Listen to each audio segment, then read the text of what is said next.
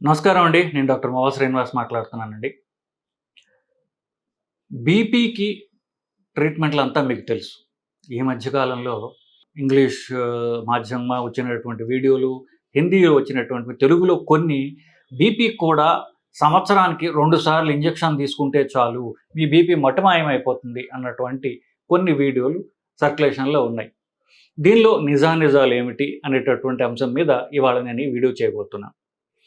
So, ఇది నిజానికి start చేసింది ఈ అమెరికాలో ఒక మనవాడే, భారతీయుడే. అతని పేరు అక్షయ్ దేశాయ్. అతను ఒక స్టడీ చేశాడు. దాని పేరు కేఆర్‌డిఐఏ, కార్డియా 2 ట్రయల్ అని ఒక స్టడీ చేశారు. ఆ స్టడీలో ఒక ఇంజెక్షన్ ఇవ్వగా 6 నెలల పాటు బీపీ తగ్గింది అని చెప్పేసి ఆ స్టడీ సారాంశం. అది యాక్చువల్లీ ఒక కార్డియా 1 అనేటటువంటి ఇదే ట్రయల్ 2023లో అయిపోయింది. అంటే ఏమిటి? అది ఫస్ట్ మందును పరీక్ష చేసే ట్రయల్ అయింది. ఇప్పుడు అయిన ట్రయల్ ఏంటో తెలుసా? ఎలుకల మీద చేసినటువంటి ట్రయల్. సో, ఎలుకల్లో వచ్చిన మందు వాళ్ళు కనుక్కొని అది ఇంక మనుషుల మీద ప్రయోగం కూడా చెయ్యలా.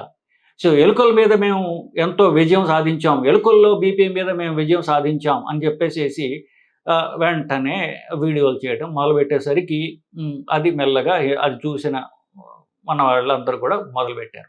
ఇది పూర్తిగా మనుషుల్లో ప్రయోగింపబడలేదు. సో, మనుషుల్లో ట్రయల్ అయిన తర్వాత మాత్రమే దీని డోస్ ఎంత, దీని ఎఫెక్ట్‌లేమిటి, సైడ్ ఎఫెక్ట్‌లేమిటి, ఇవన్నీ కూడా బయటపడతాయి. సో, ఇది పూర్తిగా మనకి తెలియని మందు. సో, దాని గురించి మనకి సైంటిస్టులకే ఇంకా ట్రయల్ కాలేదు కాబట్టి దీని గురించి ఎందుకంటే ఒక వీడియో మనం ఎవరైనా చేసిన వెంటనే పాపం చూసినటువంటి ప్రేక్షకుల్లో ఇంట్రెస్ట్ వస్తుంది. ఓహో! ఇదేదో మనకి ఒక ఇంజెక్షన్ వేసుకుంటే చాలు, మనం ఇక ఇన్ని మందులు నేను తినక్కర్లేదు అని చెప్పేసేసి ఒక అబద్ధమైనటువంటి, అహేతుకమైనటువంటి, నిజానిజాలు కానటువంటి ఒక రకమైనటువంటి ఆశ పుడుతుంది. సో, ఇది పూర్తిగా ఇంకా మనకి తెలియని మందు. సరే, ఇదంతా బాగుందయితే ఇక మందేమిటి? మందు పేరు జిల్బేసిరాన్ అనేటటువంటి ఒక మందు. అది లివర్ మీద పనిచేస్తుంది.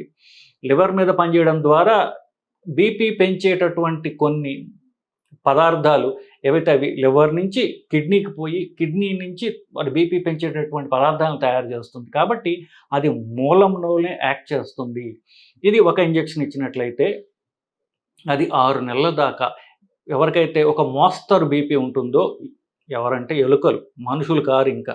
సో, ఫేజ్ 3 ట్రయల్ అనేటటువంటిది డిసెంబర్ 2025లో మొదలుపెట్టారు అది. సో, ఇంకా ఫేజ్ 3 ట్రయల్ అనేది జస్ట్ ఇప్పుడే స్టార్ట్ అయింది కాబట్టి పూర్తిగా మనకి ఇంకా తెలీదు. ఎలుకల్లో మాత్రం మాదిరి బీపీ అతి తక్కువగా ఉన్నటువంటి నుంచి దానికి కొంచెం ఎక్కువ ఉన్నటువంటి బీపీ ఉన్న వాటిల్లో ఈ మందు 6 నెలల దాకా బీపీ తగ్గించి ఉంచింది. సో, ఇది లివర్ మీద పనిచేస్తుంది. సో, ఈ ఎఫెక్ట్ కిడ్నీ మీద కూడా ఉండే అవకాశం ఉన్నది. ఇకపోతే ఒకవేళ ఈ మందు కనుక ఈ ఫేజ్ 3 ట్రయల్ ఇంకొక 2 సంవత్సరాలు నడుస్తుంది. ఈ 2 సంవత్సరాల తర్వాత బయటకు వస్తే అప్పుడు ఇది ఎవరికి పనిచేస్తుందయ్యా? ఎవరికి పనిచేస్తుందంటే మనుషుల్లో కూడా ఒక మైల్డ్ టు మోడరేట్, అంటే ఒక 160 దరిదాపుల్లో అంతకంటే తక్కువ ఉన్నటువంటి బీపీ ఉన్న వాళ్ళకి పనిచేస్తుంది. మరి ఇది ఎవరికి కరెక్ట్‌గా పనిచేస్తుందంటే బీపీ ఉంటుంది కానీ బీపీ మందులు వేసుకోవడం అనేది మన వాళ్ళల్లో ఎక్కువగా, మన భారతదేశంలో కాదు, అమెరికాలోనూ అంతే, ఇంగ్లాండ్‌లో కూడా అంతే. సో, బీపీ ఉంటుంది, డాక్టర్ మందులు రాస్తుంటాడు, పేషెంట్లు మందులు వేసుకోరు, మళ్ళీ వస్తారు, మళ్ళీ బీపీ ఎక్కువగానే ఉంటే నీ మందులు పనిచేయట్లేదయ్యా అంటారు. మందులు మేము వాడట్లేదని డాక్టర్‌కి చెప్పరు, అబద్ధం చెప్తారు. సో, ఒక స్టడీ ప్రకారం ఇంగ్లాండ్‌లో బీపీ మందులు వాడే వాళ్ళలో 60% మంది మందులు వేసుకుంటున్నాను అబద్ధాలు చెప్తున్నారు డాక్టర్‌కి అని చెప్పి వాళ్ళకి తేలింది. ఎలా తెలిసిందంటే వాళ్ళకి, వీళ్ళు చెప్పినప్పుడు వాళ్ళ మూత్రం పరీక్ష చేయడానికి మూత్రం తీసుకొని, ఆ మూత్రంలో ఎన్ని మందులు వాడుతున్నారు, మూత్రంలో ఆ మందు బయటకు వస్తుంది కాబట్టి ఆ పరీక్ష చేయగా 60% మంది అసలు మందులే వాడట్లేదు. సో, లేకపోతే రాసిన మందుల్లో సగానికి సగం తగ్గించి వాడుతున్నారు. సో, ఇట్లాంటి వాళ్ళకి ఒక ఇంజెక్షన్ ఇస్తే 6 నెలల పాటు వీళ్ళు మందులు వేసుకోకపోయినా బీపీ తగ్గి ఉంటుంది. ఎందువల్ల?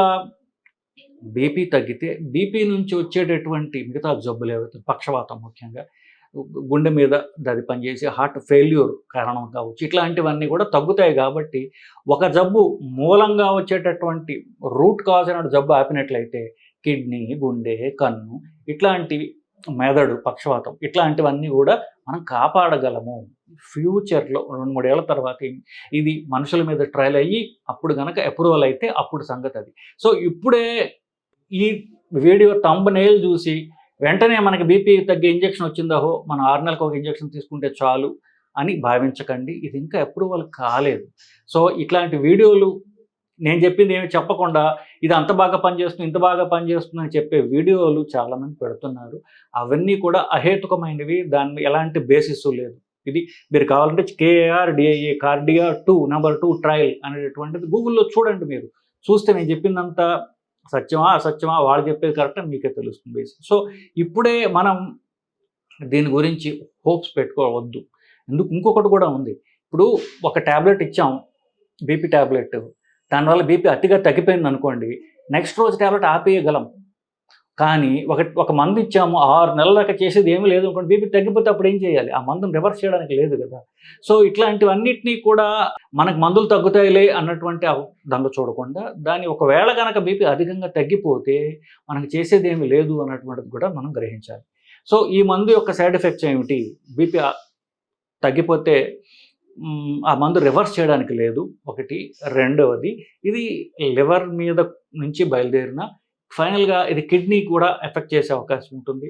తద్వారా పొటాషియం అనేటటువంటిది పెరిగే అవకాశం ఉంటుంది. ఈ మందు యొక్క మాలిక్యూల్ యొక్క ఇవన్నమాట.